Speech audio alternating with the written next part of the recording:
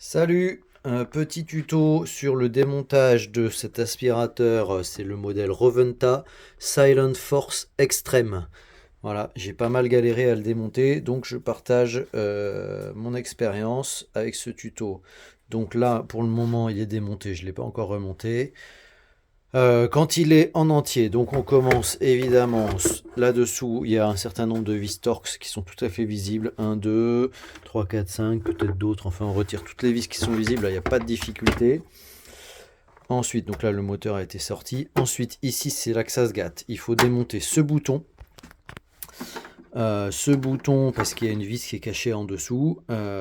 Donc pour le démonter, il faut l'appuyer et il faut essayer de glisser un tournevis par ici pour faire appui sur cette patte qui a l'ergot de verrouillage. Donc c'est la patte qui est à l'arrière. Donc on l'appuie, on fait levier et on arrive à le sortir pour accéder à cette vis. Ensuite, le plus galère, c'est cette partie-là, la coque en plastique. Donc, il ne faut pas démonter le bouton comme j'ai fait. C'était une erreur, je l'ai cassé. Donc, voilà, ça, on ne cherche pas à le démonter. Pour démonter toute cette partie-là, donc la coque en entier, il y a un ergot ici sur le dessus. Ici, on arrive à l'avoir. Moi, j'utilise ces petits outils, quelques spatules, des coins en bois bien affûtés qui me permettent ici, voilà, de venir faire levier, de sortir cette première patte, cette deuxième et cette troisième patte, et donc de lever ce capot. Une fois que ce capot est levé, on va retrouver encore deux vis ici Torx qui maintiennent le moteur. Ici, il y a ce mécanisme-là pour la puissance, donc on repère bien sa position, hein, bien sûr, pour le remontage. Moi, dans mon cas, c'est lui qui pose problème, donc il coince en fait, donc il faut que je trouve une solution. Je vais peut-être il a dû prendre du jeu, je vais peut-être le regresser, je vais voir ça.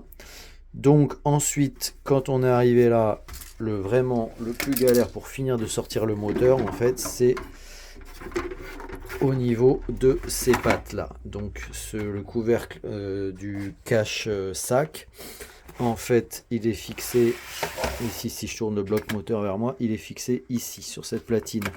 Cette platine, donc ça c'est le dessus du moteur. Cette platine là, elle est montée volontairement avec du jeu en sortie d'usine, donc ça c'est normal. Ça permet de commencer à sortir le moteur quand on l'extrait, et ensuite il va falloir donc déclipser ici les pattes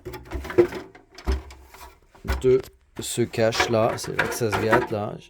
Donc ces pattes là, voilà, qui sont clipsées sur la partie intérieure. L'ergot il est là, voilà. Et donc cet ergot ici sur la partie intérieure, il vient dans cette platine ici, dans ce trou ici, voilà. Et donc là, il faut réussir au moment du démontage à glisser un tournevis.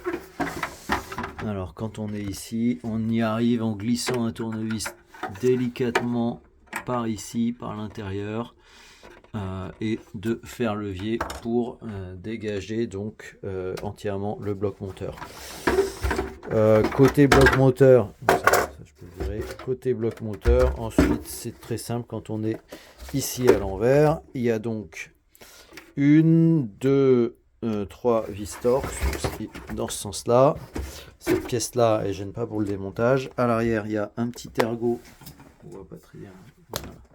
Un petit ergot ici qui est pris ici dans une platine, et voilà. Bon, bah, je vous souhaite un bon démontage à tous. Surtout, essayez de ne pas casser les pattes en plastique. Et voilà. Allez, ciao!